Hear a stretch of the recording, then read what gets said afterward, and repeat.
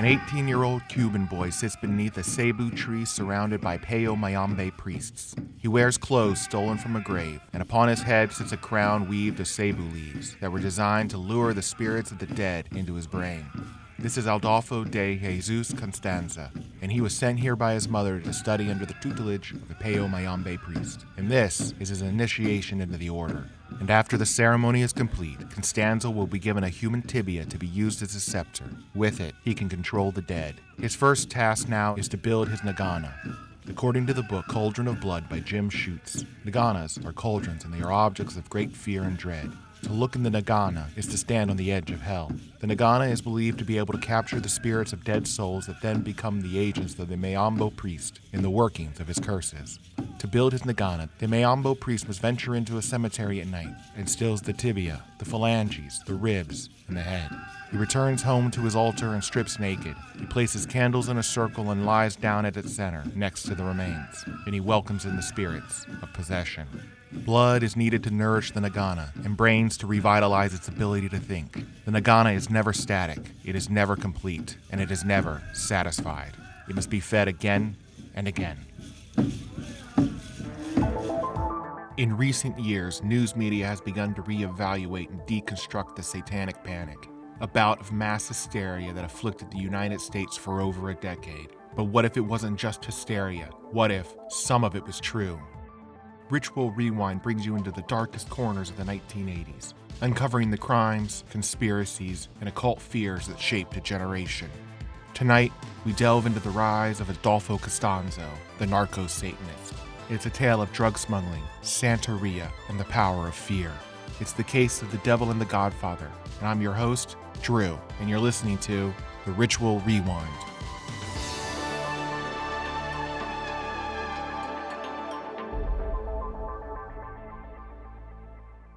The body of their son, Mark, was found last month on a ranch outside Matamoros, Mexico. Investigators say Kilroy and others were kidnapped and killed by drug smugglers who practiced satanic rituals. They adored this Constanzo. He was the one that directed the people to be picked up and sacrificed. Authorities say the mutilated bodies were either shot or stabbed with machetes. And very clearly they believed that the human sacrifice and the animal sacrifices put a magical shield around them that protected them from evil or harm, even up to bullets. Palo Mayombe originated in West Africa and emigrated over to the Caribbean as a result of the slave trade. It mixes the spiritism of the Africans with the Catholicism of their captors, and it centers on the veneration and communion with spirits of the dead. Adolfo Constanzo's mother was a practicing Mayombe priest when she lived in Cuba, and she carried the religion with her when she emigrated to Miami shortly before her son was born. And from the moment Constanzo entered the world, his mother could see that there was something special about him. He was in possession of two gifts: the white gift, his beauty, and the black gift, his magical abilities. And as he grew, his mother nurtured those gifts. According to the book Cauldron of Blood, sorcery is the first practice of medicine, the first practice of religion, and the first practice of psychiatry, all rolled into one. And in the cultures that practice magic, there are always two types of magicians, the white magician and the dark magician. The white magician holds the world together, while the dark magician devours it. Constanzo's mother was considered a dark witch. She would terrorize her neighbors if she felt they had wronged her by placing the head of a dead animal on their doorsteps. And the predominantly Cuban community in Miami knew exactly what this meant. They had been cursed. And for Constanzo, he displayed his magical gifts from an early age, often giving his body over to the spirits and then foretelling the future. And with regards to the powers of his white gift, his beauty, Constanzo realized that it had the ability to attract the attention of rich older men in Miami. And Constanzo capitalized on it, offering up his gift for cash payments. And at the age of 21, Constanzo was lured to Mexico City, where he worked the red light district in a section of the city known as Zona Rosa. Zona Rosa was known to cater to the LGBT community. There, Constanzo honed his skills in Palo Mayombe and Santeria as he turned tricks and read tarot. He developed a devout following from some of the city's most influential and powerful people. Those included law enforcement, politicians, movie stars, and singers. And they paid him handsomely, upwards of $50,000 a session, to remove hexes placed on them and to place curses on others. Constanzo called those under his protection his godsons, and they in turn called him the Godfather, or El Padrino. During a normal ceremony in Santeria or Palo Mayombe, the practitioner would pass an egg over the afflicted's body in an attempt to capture the evil entity plaguing them. They would crack the egg into a bowl, and the yolk would be black or bloody, and the demon would be expelled. But with Constanzo, he pushed it further. He had his clients strip naked and lie down on the altar, an altar that was drenched in blood from the animal sacrifice that was just performed. He would then rub his client down with magical oils and pass the parts of the sacrificed animal over their body, all while speaking incantations in an African language. The ceremonies left Constanzo exhausted and frustrated. He loved the wealth and the cars and the homes and the respect that it brought with it, but he was discontented because to him, it was as if he were merely their employee. He wanted more power, more money, and more influence. And he would soon meet someone that would help him get it, in the city of Matamoros. Matamoros is a border town on the Mexican side, and it was a central location for traffickers smuggling drugs, guns, and people into the United States. And it was almost by happenstance that Constanzo would meet his high priestess and the woman that would lead him to absolute power and control. Her name was Sara Aldrete, and they happened to meet on the streets of Mataromos when his Mercedes cut her off in traffic on a busy street. And while the four men inside ogled her, Aldrete was drawn to the man in the back seat, Adolfo Constanzo.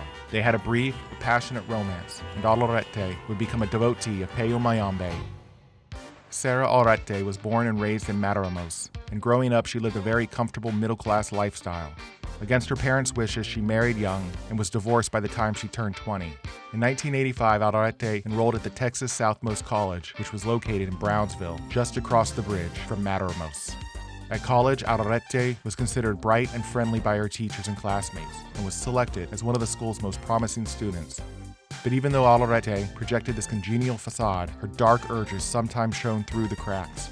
A note discovered in her school records warned the faculty to keep an eye out because Aldrete tried to recruit her fellow students to Santeria. Aldrete spoke of the rituals of the Santerians, in which the participants drenched themselves in sacrificial blood in order to bring about their cleansing. Santeria means the worship of saints, and is similar to Palo Mayombe, as in it emigrated from West Africa to Cuba and blends the Yoruba religion with Catholicism.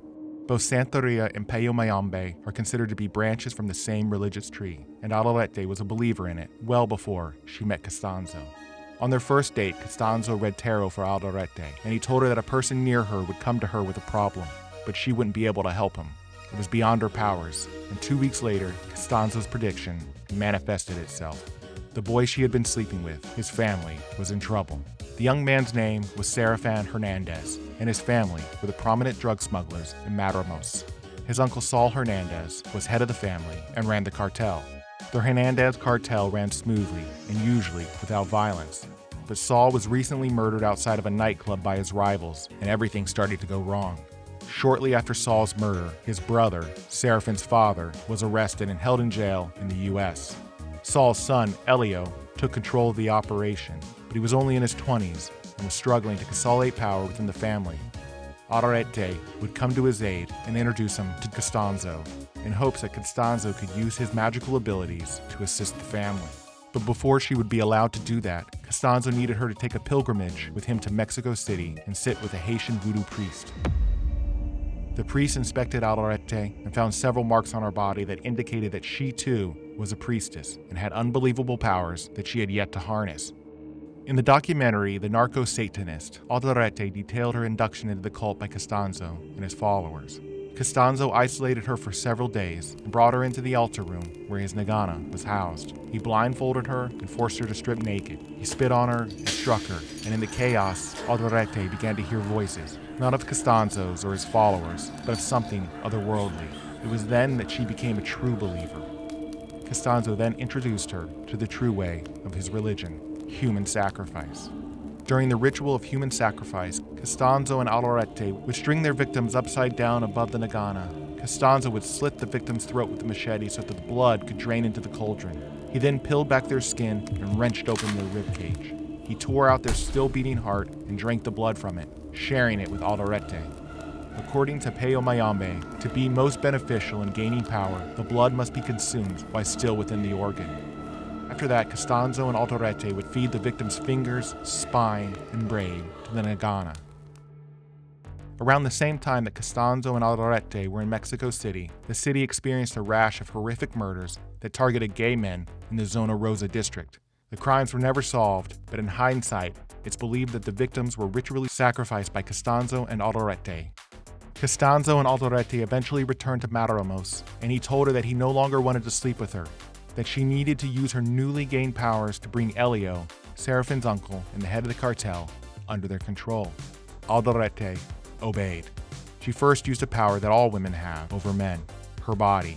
She began a sexual relationship with Elio, and within a matter of weeks, she convinced him he needed Constanzo's help. Elio agreed to meet with Constanzo, and quickly fell under his control. By the end of 1987, Elio stood before the same Haitian voodoo priest that Aldrete had in Mexico City. And just like Aldrete, Elio learned that he too bore the marks of a powerful priest. And when they returned to Mataromos, Constanzo told Elio that he needed to find a place secreted away in which Elio could construct his nganga. Elio took him to Rancho Santa Elena. Rancho Santa Elena was a ranch located 20 miles outside of Mataromos. There, Constanzo set up Elio's altar and nganga in a small shed on the property. And now that it was constructed, Elio had to feed it. His first sacrifice was Cesar Societa, a cop who had been causing trouble for the Hernandez family's drug trade. But in the midst of the ceremony, Elio became enraged. The hate he had for Societa boiled up in him. He beat the man with his gun and then shot him. Constanzo nearly lost his mind. This wasn't how the ceremony was supposed to go. Elio's temper had ruined it. Constanzo ordered Serafin to immediately go out and bring him back another sacrifice. Serafin found a boy walking alone along the road and snatched him up, tossing the feed bag over his head and throwing him in the back of the truck. Serafin returned to the shack and offered the boy to Constanzo. And again, Elio acted impetuously and sliced the kid's head off with a machete. As it rolled onto the floor and out of the bag, Elio was horrified. He had just beheaded his own cousin. At this point, Constanzo didn't care. They needed to feed the nganga. He scalped the boy's head and scooped out his brains. He gave it to the nganga. Constanzo spoke these words to Elio. "This is power. There is no reality. There is no unreality. There is only power to exert your will in the great black night of madness, sanity, death, and life. There are no walls. There is no waking or sleeping, no death or living. There is only power. There is only will." Constanzo understood that a man who controls death controls living men. Constanzo then cut marks into Elio's chest, back, and arm. He was theirs now. After the ceremony was complete, Constanzo told Elio he wanted half of their operation. And after their shared experience, Elio didn't hesitate, and Constanzo quickly took over. Over the next 2 years, the ritual murders continued. Anyone deemed a threat to the family was sacrificed to feed the nganga. And each and every time that they did it, the less they began to fear. They believed themselves invincible. And why not? The cartel was thriving, and the clan was untouchable, at least on the Mexico side of the border. But on the American side, they were experiencing trouble. Constanzo explained that the souls of the Mexicans they sacrificed only protected them in Mexico. What they needed was protection on the other side of the border, and to do that, they needed the soul of a white man. In both Palo Mayombe and Santeria, the soul of a white man was considered easier to control, and therefore more effective in killing other white people and giving protection from them. Constanzo demanded that his followers bring him a gringo, and luckily for them, they had thousands to choose from, because at that very moment, hundreds of students had descended onto the border town for spring break. Join us next week on the Ritual Rewind as we delve into the fall of the Godfather in Part 2 of The Devil and the Godfather. In researching this episode, we relied on the books Cauldron of Blood by Jim Schutz, Sacrifice by Jim Kilroy and Bob Stewart, The Work of the Devil by Gary Cartwright for Texas Monthly, and the documentary, The Narco-Satanists. The links can be found in the show notes. Thank you for joining us tonight on the Ritual Rewind. I'm looking to grow this podcast, so if you like it, please rate it and review it. If you're listening to this on YouTube, give it a like, and as always, you can interact with us at the Ritual Rewind on Instagram, TikTok, and Facebook. And as this is a podcast about when cassette culture met cult culture, please stay tuned for this week's movie pairing after this short break.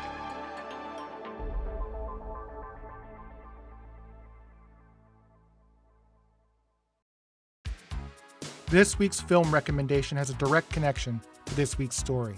Released in 1987, The Believers stars Martin Sheen and is pure 80s schlock. Martin Sheen plays the psychiatrist Cal Jameson, whose wife dies by electrocution in a scene so comical that I didn't know this movie could be taken seriously. There are a series of ritualistic murders of children throughout New York City, and Martin Sheen's character is drawn into the investigation when he is brought in to counsel a police officer who has seemingly lost his mind.